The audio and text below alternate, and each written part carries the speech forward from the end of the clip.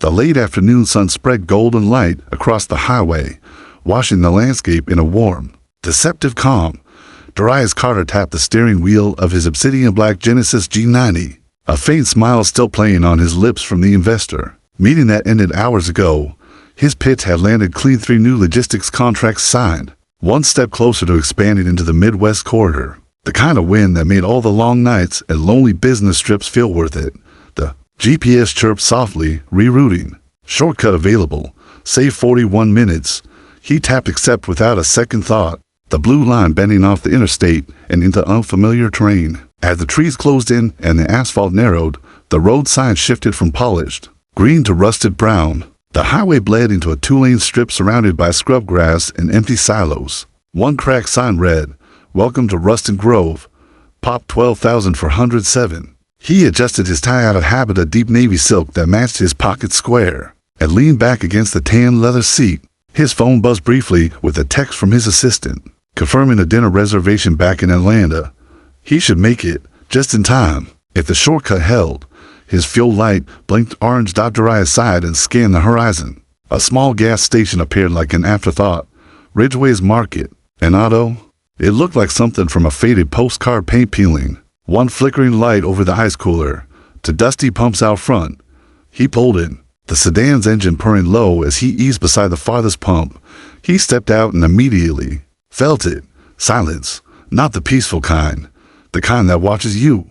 The old white men sat outside the store, frozen mid-conversation, their rocking chairs motionless. A young woman loading her groceries glanced his way, eyes wide, and shut her trunk with a thud before rushing into her SUV inside the station. A lanky clerk with hollow eyes leaned behind the counter, his stare cutting straight through the glass. Darius forced a breath. Keep it simple. Keep it sharp. He swiped his card. Pump 4. No eye contact, just rhythm. The gas nozzle clicked. Each tick echoed to loud in the still air. Across the street, a white police cruiser had appeared like fog-nosed sound. No warning. 2 officers inside, watching, waiting. As he replaced the nozzle, the cruiser slipped out from the curb, turning onto the road just as he did. He signaled right, kept his speed at exactly 45. The cruiser followed, a left turn. It followed again. Darius's jaw tightened. A mile later, the red and blue lights ignited behind him. He pulled to the side calmly, rolling down his window. Gravel crackled beneath boots. The taller officer approached. His name read, Granger. License and registration. May I ask why I'm being stopped? Darius asked, voice measured. Broken taillight. Darius turned his head slightly. I just had the vehicle serviced yesterday. All lights were working. Officer Granger didn't answer. The second cop, younger, hung backhand resting near his belt, eyes darting. Step out of the vehicle. I'd like to inspect the light myself. Now. Granger's voice flattened. Darius exhaled slowly and opened the door, stepping out onto the shoulder. As he moved, he noticed the second officer hair circling toward the trunk. This taillight looks just fine, Darius said, crouching slightly, but Harris's voice rang out behind him. Got something. Darius turned. Harris held up a small plastic bag, white powder visible inside. That's not mine, Darius said immediately, rising to his full height. Funny, Granger said, closing it. It was in plain sight. Must have fallen out when you opened your trunk. I never opened my trunk. Granger smiled coldly. Well, that's not how I remember it. The handcuffs came fast. Cold metal against warm wrists, the smell of dust and pine in the breeze. Gravel scraping against polished leather shoes. As they pushed him into the back seat of the cruiser, Darius didn't resist. He stared straight ahead, catching a glimpse of himself in the rearview mirror. His tie was crooked. His cuffs were tight, but his eyes burned with precision. They don't know who I am, he said quietly. Then his voice lowered into a whisper that filled the cruiser like thunder. But they will. The inside of the Ruston Grove police cruiser smelled like stale coffee, body spray, and old vinyl. Darius Carter sat in the back, his wrists cuffed tight, his knees pressed against the plastic partition. Outside the window, the forest blurred into shadow as the car cruised down narrow back roads, away from the main highway, deeper into somewhere he didn't recognize. Every bump in the road sent a jolt through his spine. The silence inside the car was weaponized. Neither officer spoke. Only the crackle of the police radio filled the void. Through the rearview mirror, Darius met Officer Granger's eyes. There was something smug there, something hungry. He wasn't just another cop on a power trip. He enjoyed this. The cruiser slowed. As it turned into the station's rear lot, hidden from public view, it was a squat, windowless building made of sun-faded brick. A flag hung limp above the roof, and several other squad cars were parked crookedly like nobody expected visitors. A tall chain-link fence wrapped around the lot like a warning. When they dragged him out of the car, the night air hit his skin like ice. Harris gripped his shoulder hard, whispering close. "This ain't Atlanta." Slick. Darius didn't flinch. Inside. The station was dim, the overhead lights flickering weakly like they, too, were tired of this place. No receptionist.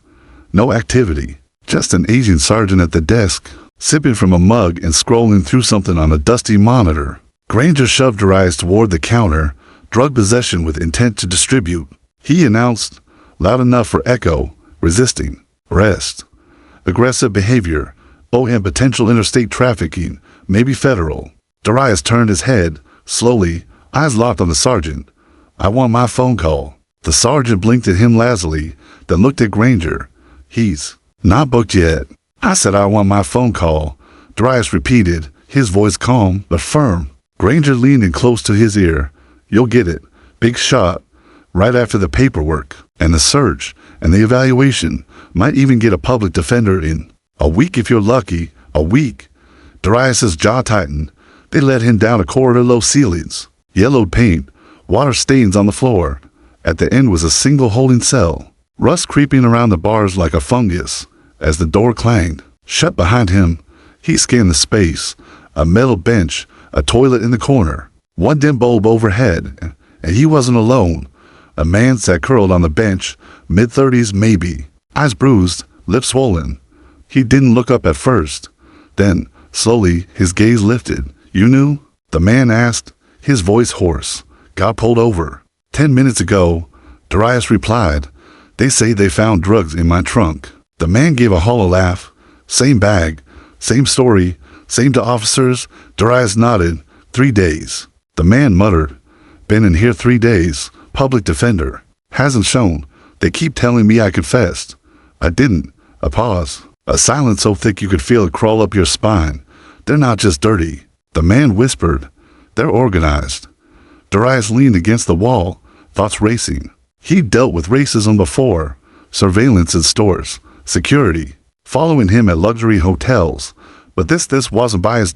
This was infrastructure, a machine, a well-oiled, well-fed system designed to churn out bodies, lives, and money. He had a right to a phone call, and they were denying it. He had no record, no outstanding tickets, no prior anything, yet they'd fabricated a story, planted a bag, and locked him away, and no one knew he was here. Not yet. Back at the booking desk, Officer Harris leaned close to the desk sergeant. "You think he's telling the truth about being somebody important?" The sergeant shrugged. "They all say they're somebody." Harris chuckled and glanced at the confiscated items, a sleek phone, a luxury watch, a leather wallet with black business cards. "Let him sweat," he muttered. "Call goes through early. We got a firestorm before we can paper over the rest." They didn't realize Darius wasn't just somebody. He was the wrong somebody. Hours passed. Darius sat still, watching the flickering light above. His mind cycled through strategies, names, laws. His legal education, though unofficial, was extensive. Years of boardroom disputes had sharpened him into a formidable negotiator. But this wasn't a boardroom. This was something darker, deeper, and dirtier than any contract war. This was what happened when power met racism and put on a badge. Sometime before dawn, he stood up slowly, approached the bars, and stared out at the empty hallway. "They don't know," he said quietly, "that my brother is the one man in America that can't afford to piss off." In a quiet office in Washington, D.C., Jordan Carter was reviewing federal sentencing reports when his personal line buzzed. A call that never came unless it mattered. The number flashing was local Ruston Grove. He narrowed his eyes, heart tightening, a place he'd never heard of. A place that had just made a mistake, because while the men in that town thought they'd caught another statistic, they were about to learn the hard way that some cages are rigged not for birds but for wolves. And wolves, remember. The air in Ruston Grove Police Station was still. like the eye of a storm that hadn't touched down yet, in his holding cell. Darius Carter sat on the metal bench, elbows on his knees, hands steepled in front of his face. His mind wasn't still. It was calculating, measured, waiting across from him. The bruised man Malik slept in a half-slump against the wall, twitching occasionally like he was reliving something. Darius had seen that kind of pain before, in courtrooms, in protests, in mirror reflections of men who'd been stripped of dignity and left to make peace with the bruises on their ribs. A buzz echoed down the hallway. A door opened. Footsteps to sets. They weren't rushing. They weren't stomping. They were gliding confident, casual, the kind of walk that said, "We run this place." Darius knew the sound well. He'd heard it from executives who thought they were untouchable. And just like those men, these two were about to learn that untouchable was just a word until the right hand reached for it. Officer Granger appeared first, twirling a key ring round his fingers. Behind him was Officer Harris, his thumb casually brushing the edge of his holster. "Well, big shot," Granger said, stepping up to the bars. "We finally got a minute for you." Darius didn't move. "I want my phone call." "You'll get it," Granger said with a smirk. "Right after we file a few more things. Gotta make sure the report is tight. Wouldn't want a smart man like you picking holes in it." From the corner, Malik stirred and looked up groggily the moment his eyes met Granger's. He shrank back into silence. "What about him?" Darius asked. Granger glanced over. "Him? Oh, he's a regular. Always finding himself in trouble. Guess some people don't learn. He says you planted the same bag in his car." Granger's face didn't change, but his eyes flicked just for a second toward Harris. It was small, almost invisible, but Darius caught it, and that was all he needed you to ever hear. "Of Miranda Beach, Arizona?" he asked, slowly rising. "Or perhaps Map Beach, Ohio?" "No, thought not." Harris took a step closer. "You think quoting case law makes you innocent? I think it makes me dangerous to men like you." Darius replied, steady and low, "Because I'm not just going to fight you. I'm going to expose you." Granger's smirk faded, just slightly. They turned and left without another word. 10 minutes later, another officer appeared. He was younger, barely out of his 20s, white, with a buzz cut and nervous eyes. His name tag read Bennett. He carried a plastic tray with a paper cup of water and a stale granola bar. "Here," he said, slipping it through the bars. Darius took it, watching him. "You knew. 6 months," Bennett muttered. "Transferred him from Northfield." Darius studied him.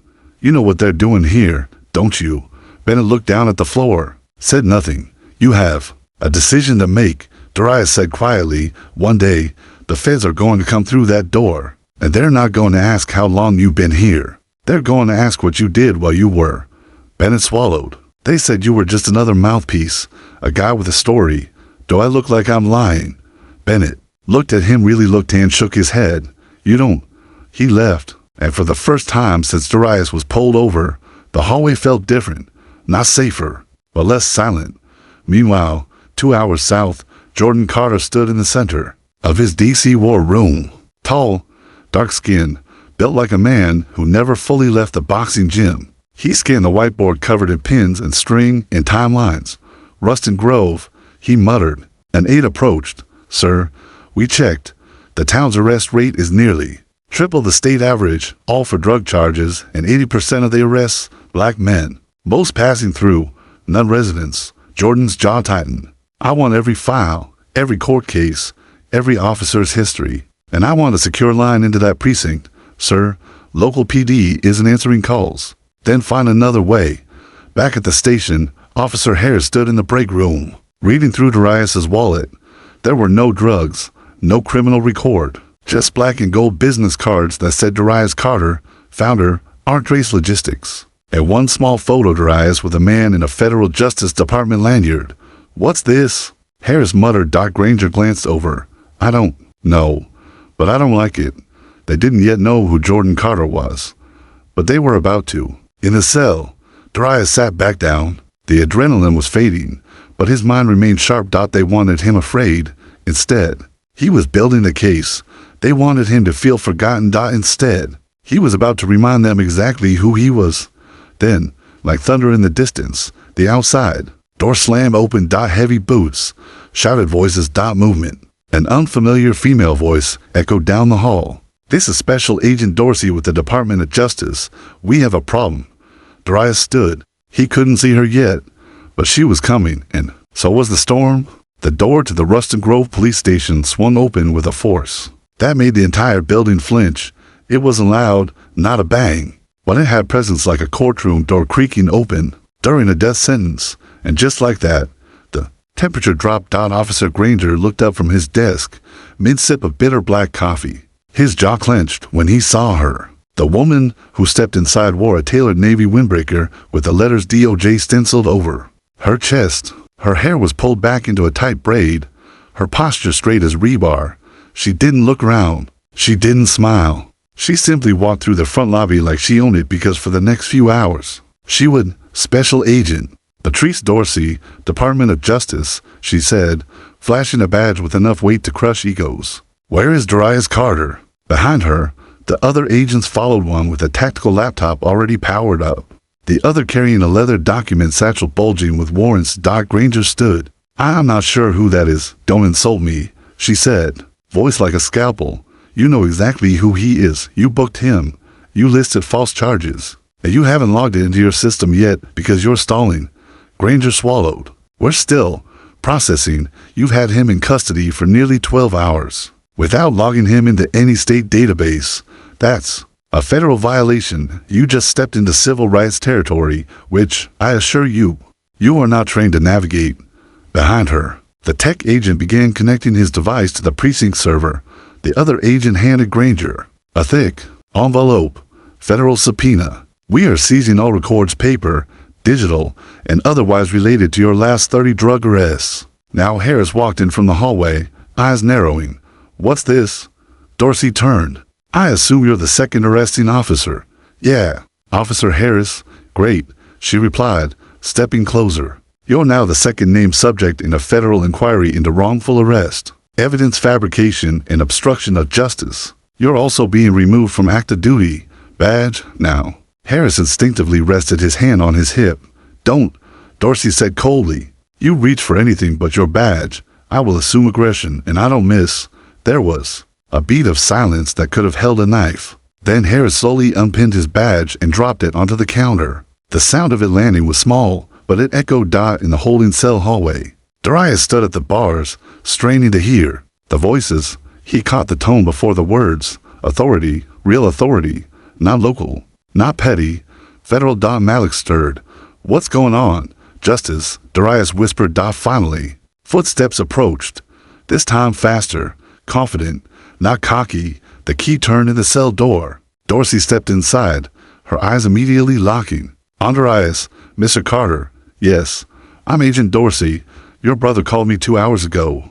He's been in direct contact with the Attorney General's Special Oversight Unit. You're coming with us." Darius's breath caught, not out of relief, but because he knew what had to come next. He turned to Malik. "What about him?" he asked. "He was arrested the same way." Dorsey looked at the man, curled on the bench, his body covered in bruises and shame. "We'll get him out too," she said. "But first we need to get you somewhere safe." "No." Darius's voice was quiet, but it stopped the room. "I'm not going anywhere until I've documented everything, every name, every officer, every lie. I want to see their faces when they realize I'm not their victim, I'm their reckoning." Agent Dorsey studied him, then gave a small nod. "Then let's begin." Down the hallway, Granger was now cornered in the station conference room, surrounded by agents who had no tolerance for Southern charm or procedural theater. One was already connecting to the precinct's internal booking system. Another had confiscated a shredder full of half-destroyed documents. Harris sat on a metal chair, face pale, hands shaking as he stared at the growing pile of evidence against him. "This is all a misunderstanding," he muttered, but no one was listening. Agent Dorsey led Darius through the building like a man returned from war. Officers who had laughed at him just hours earlier now looked away. The desk sergeant dropped his pen when Darius passed. Officer Bennett, his hands trembling, stood frozen in the hallway. Unable to speak, Darius stopped. "You." Bennett looked up. "You saw what they did." "I didn't know what to do." "Then you do now." A long pause. Then Bennett nodded. They planted the bag. I saw Granger slip it in his hand before the stop." Dorsey's head turned sharply. You're ready to swear to that? Yes, I'll testify. Behind them, the walls of the station were beginning to crumble, not physically, but symbolically. A place that once seemed bulletproof was now porous, vulnerable, and exposed to sunlight. It wasn't just one man arrested, it was a whole system that had no plan for what would happen when someone refused to break. Darius sat at a desk across from the DOJ agents and began dictating everything he'd seen, heard, and endured. He named names. He listed violations. He recalled the smirk on Granger's face, the chill in Harris's stare, the silence from the others. He wasn't just speaking for himself. He was speaking for Malik, for Bennett, for every man locked in a box just to fill a quota or line a pocket.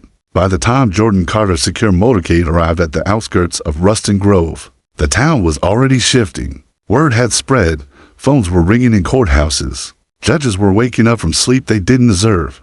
The machine was stalling, grinding, gasping. But it wasn't done yet, and neither was Darius, because now the real fight was coming, not just for his name, but for every name buried beneath false charges, forced pleas, and forged records. The wolves had come to the gates, and justice, real justice, was knocking louder than ever. The private jet sliced across the horizon like a silver blade, descending through cloud cover above Ruston Grove's forgotten municipal airfield. There were no reporters here, no limousines, no welcoming party, just a black SUV waiting at the far end of the runway, its windows tinted to match the mood of the man inside. Jordan Carter didn't waste time. As soon as the wheels hit tarmac, he was out of his seat, coat over his arm, phone pressed to his ear. His team had briefed him mid-flight everything Agent Dorsey had uncovered, everything Darius had documented, but now, seeing it firsthand, he realized the truth was worse than expected. Not just systemic abuse, but something calculated, coordinated, profitable. The SUV accelerated toward Ruston Grove PD, escorted by two unmarked DOJ sedans. Inside the station, the energy had shifted from chaos to something colder dread. Maybe. Officers no longer yelled down hallways. They whispered. Eyes darted. Some had already called lawyers. Others were trying to pretend it was just another Monday. It wasn't. Jordan stepped inside. He didn't need to announce himself. His face said everything. Every step he took through the precinct hallway sent a ripple through the building. He passed through clusters of federal agents and frightened officers, past desks covered in unfiled reports and evidence bins suddenly treated with reverence. When he reached the briefing room, the door opened before he could touch it. Darius was standing at the table, surrounded by files, photos, seized tablets, and maps. Agent Dorsey was beside him, and on the wall behind them, a whiteboard displayed what could only be described as a spider web of corruption. Jordan's jaw tightened. Tell me everything. Darius didn't miss a beat. They weren't just planting evidence, he began. They were hunting, targeting travelers, especially black men who passed through town with high-end vehicles, out-of-state tags, or no local ties. He tapped a section of the whiteboard.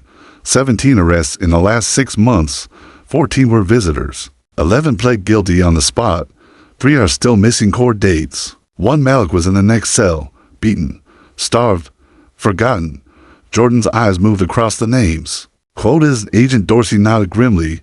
Each arrest was documented with an internal value assessment. We see spreadsheets marked property risk, yield, and asset suitability scores. Wait, Jordan said, raising a hand. They were grading people based on how much property they could seize. Darius answered. That's right. Vehicles, cash, even watches. My arrest? They labeled me a Tier 1 acquisition. Jordan didn't respond right away. He walked slowly across the room, stopping in front of a corkboard plastered with mugshots. Faces stared back. Some looked terrified, some defiant, others broken. How deep does it go?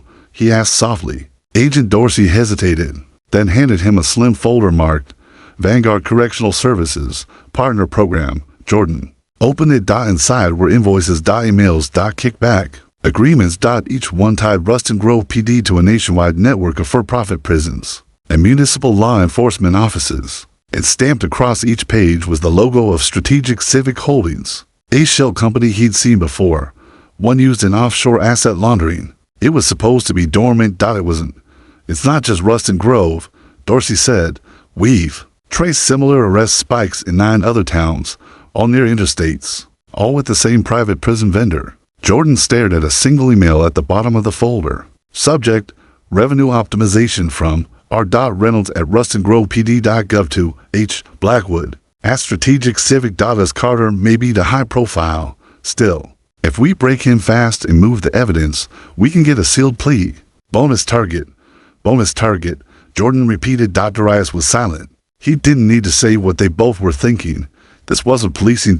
It was a marketplace, a human harvest, and they were just the latest attempted crop. By noon, news of the investigation had started to leak, not officially yet, but in the age of screenshots and burner phones, secrets were currency, and Ruston Groves was being auctioned in whispers and rumors. The town's courthouse sat across from the precinct, a building that had once hosted barbecues and parades on the lawn. Now, yellow tape surrounded the steps, and DOJ agents patrolled the halls like surgeons, preparing for an autopsy. Inside, a federal forensic accountant scanned through a series of court transcripts. Every judge had followed the same script. No bail, expedited.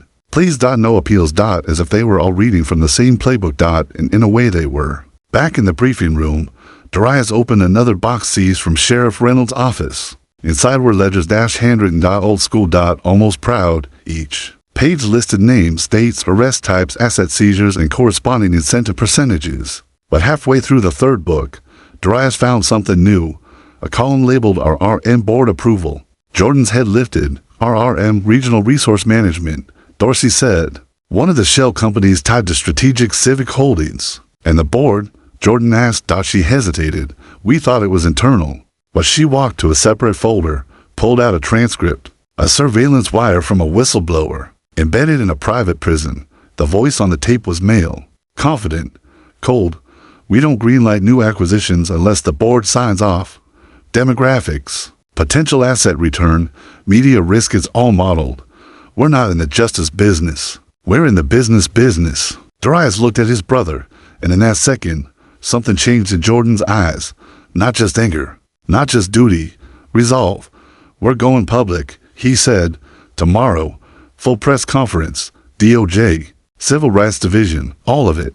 We haven't finished mapping the network yet, Dorsey warned.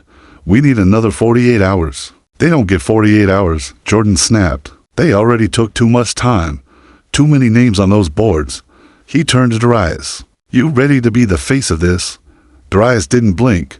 I was born ready, but as the sun dipped low, casting long orange shadows across Ruston Grove, another meeting was taking place in a glass-paneled skyscraper in Washington. DCA man in a Navy suit stood at a floor-to-ceiling window overlooking the Potomac. He held a glass of scotch in one hand, a burner phone in the other.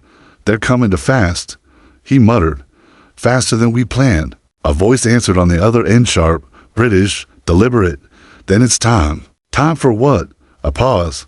Activate protocol asphalt and neutralize the Carters before they burn it all down.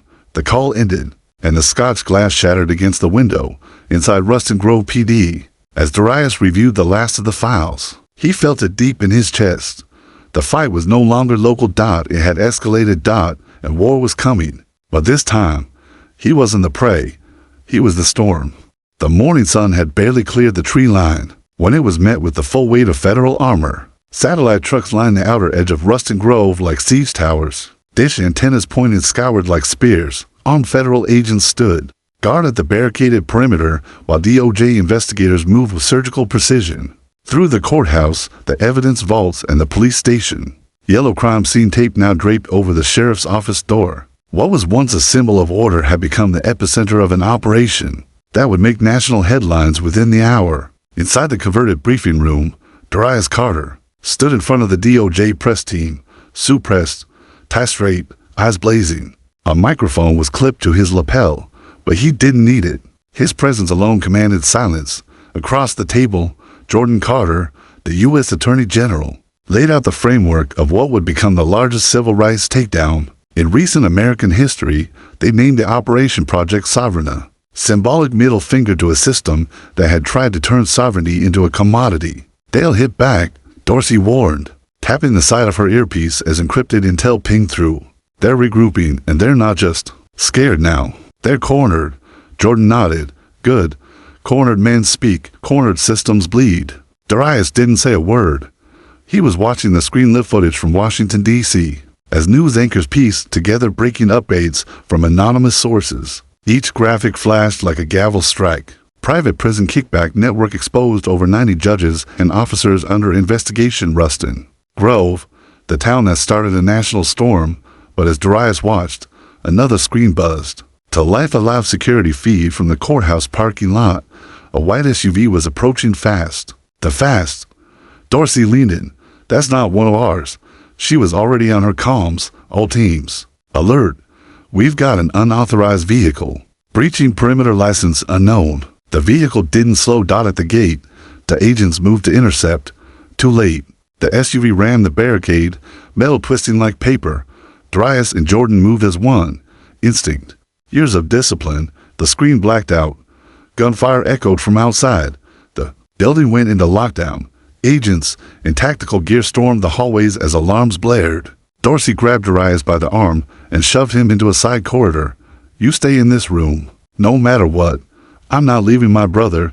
You already saved this country once, she said. Now let us return the favor. Glass shattered in the hallway behind them. Another explosion, this one smaller, controlled. A smoke grenade rolled to a stop near the server room. Someone wanted the files. But the feds were faster. Within minutes, the attackers' private contractors, hired through shadow fronts, were subdued. 2 dead, 1 wounded, 1 taken alive. In the interrogation room, the captured man's face bled from a deep cut above his eye. His handcuffed fingers trembled. But he said just 5 words when Dorsey leaned in. They told me to erase them. Who? She asked. He looked her in the eye. The board. Hours later, the DOJ podium was framed by flags, cameras, and history. The brothers stood side by side. Jordan delivered the opening statement, measured, legal, seismic. Then he stepped aside, and Darius walked forward. He spoke plainly, truthfully, powerfully. He told the story of the highway stop, the planted bag, the cold steel of handcuffs, the bruised man in the next cell, the quiet rookie who finally spoke. And then he said, this wasn't a mistake. It was a blueprint, and it worked until they picked the wrong man. But this story isn't just mine. It belongs to the voiceless, the silenced, the disappeared. Today, they're no longer invisible. His words were carried by every major network, from classrooms to courtrooms, from barbershops to boardrooms.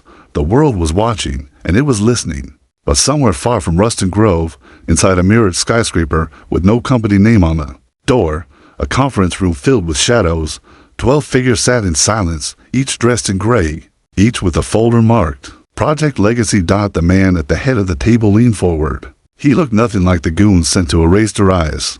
He was older, calmer, wearing a watch that cost more than a year of federal salary. He broke our prototype, the man said. He cracked the model, but he hasn't seen the full design. The others said nothing, just opened their folders. Inside were maps, markets, names. One of them, a woman with sharp eyes, spoke up. Carter's exposure has accelerated everything. The media, Congress, the DOJ. The narrative has shifted. Public trust is collapsing. Then we give them something else to focus on, the leader said. He slid a photo to the center of the table. Darius Carter. Underneath it, a single sentence, neutralized with public disgrace phase 2. Back in Atlanta, Darius sat in his high-rise apartment, the city skyline stretching like a promise before him. He was quiet, still. He should have felt triumphant. The operation had been exposed. The network was crumbling, but he couldn't shake the feeling that something had just begun. His phone buzzed, a known number. He hesitated. Then answered, a voice distorted, synthesized. You woke a beast that's been feeding for decades. You think the light will stop us. Light only casts longer shadows, and we are the shadows, Mr. Carter. The call ended, and in the silence that followed, Darius didn't flinch. He leaned forward, stared into the night. And whispered, then I'll become the fire.